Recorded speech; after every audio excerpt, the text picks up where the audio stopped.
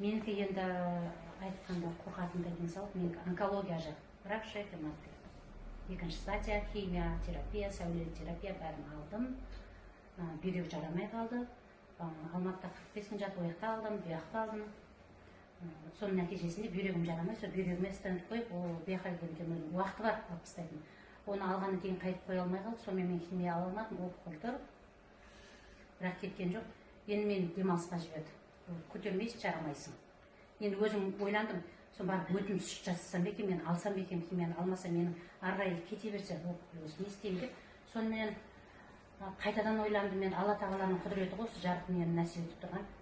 Индира, менің спонсорым Салапаева Индира. Сол келіп айтып жүрді, бірақ мен оны тыңдаған жоқпын. Бірінші біз сенбейміз ғой, ешқашан сенбейміз.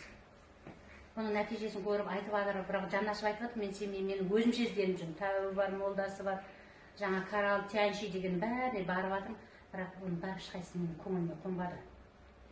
Маған даже Карал айтты, сіз химияңыздан қол үзбей қойыңыз, бұл сау адамдарға арналған компания деді Карал. Сонымен бірақ менің есептеп берді, маған 67 мың болды. Пока сіз мынаумен тазаланасыз, одан кейін ары қарай емделесіз деді. Оның өзінде де мен кірдім, ана қан алып тексереді екен, тексертетін жерге 3 мың теңге төлеп кірдім. Кейін бәрін көріп болған екен, айтып бердім. Сіз химияңыздан қол үзбеңіз да, сол істей беріңіз деді. Мен не істеймін, мен химия ала алмаған екен жүрмін ғой. Сонымен амал жоқ. Өзім звондап шақыртып алдым, мен тәуекел не де болса. Мен жаңа қоңызды да ішіп жатырмын, шыны керек қой, жылан да ішкем, ана асырды да жаным қалса деп, әйтеуір не керек соның бәрін іштім. Қазір мынаны ішсең, жаңа кеше біреу айтып бара жатырмын, спа жаны ішіп көрсін. Иснай дейді. Жаның үшін не ішпейсің? Ол тамақ қой, мысалға да, өйтіп желкеншікпен қарауға болмайды жаның тамаққа. Кез келген нәрсе, Құдай асылыққа жазбасын, керек болса бәрін ішесің. Соныменен Индираны шақырып алдыртып іштім, бір ішкенде обострение берді. Енді керемет берді обострение. Той химия алғандай болдым, біраз күн ауырмаған жерім қалған жоқ. Сонда біздің бар ойымыз, бізде онкологиямен алған. Метастаза кетіп қалған жоқ па деген күдік тұрады ғой бір жерім olsa. Соныменен әйтеуір не керек? 21 күн дегенде результат болды менде. Мен оны білген жоқпын. Біріншіде қорқынышпен іштім, раковый клеткамды өсіріп жіберсе қайтем, витамин дегенде өсіріп жібереді дейді ғой. Соны өсіріп жіберсе қайтем деп тәуекел не де болса енді мен соңғы мүмкіндігім деп іштім. 21 күннен кейін өзім тексерілейін, барып көрейін деп сынау үшін бардым. Көрген кезде оқыған жоқ деді. Ауырсаң да іше берме. Ауырсам да тоқтатқан жоқпын. Мен ауырдым, бірақ керемет ауырдым ауырғанда да.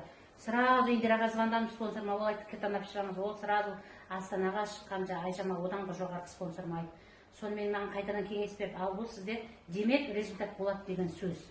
Сіздің организміңіз, ағзаңыз сіздің сезімтал екен. Әлі де клеткалар ұйықтап қалмаған, бәрі сезімтал. Іше беріңіз, сізде тез результат болады, нәтиже болады. Сонымен тоқтатпай іше бердім. Қанша ауырғансам да іше бердім. Мен аяқты басамай қалдым, аяғым ісіп кетті, іштеген болмай қалды, бас деген еңкейсем, мына жеріме бір нәрсе керек, басын көтерсем, мына жеріме керек, бір точка тұр, кетпей, 10 шақты күн ауырды. Бүкіл сүйек қақсады. Енді өйтіп ешкімді ауырады деп ойламаймын мен. Енді ауыру мүмкін, бірақ тура сондай ешкім ауырмайды. Ал біз соған сәл ауырса шыдамаймыз ғой, ойбай не болып қалады деп. Қорықпай-ақ қойыңыздар, беймарал іше беріңіздер, ауырса да тоқтатпастан. Сонымен айтып іштім, 21 күн дегенде результат болды, барып көрінгенде не жоқ деді.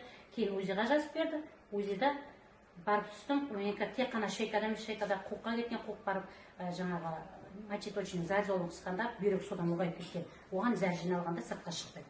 Соған жаңағыдай қолдан шығаратын жаңағы стенд қойып қойды. Сөйтіп кейін барғанда ол жаңағы қуықта таза деді, шейкада таза деді, проблема сенің бүйрегіңде деді. Маған сол онкологияның болады деген врач айтқан. Сіздің бүйрегіңіз 4 ай деген. Ары кетсе 6 ай істейді, одан кейін болды деді. Мен кетіп қалдым.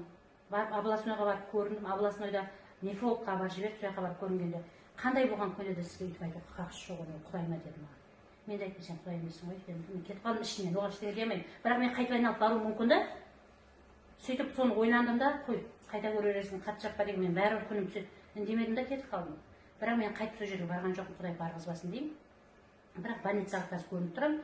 Екінші 21 күн ішкен кезде жатып қуықта таза, шейкада таза болып, сонан мен деп күдіксіз тоқтатпай әлі күнге дейін ішіп келе жатырмын. Больницаға барып тұрамын.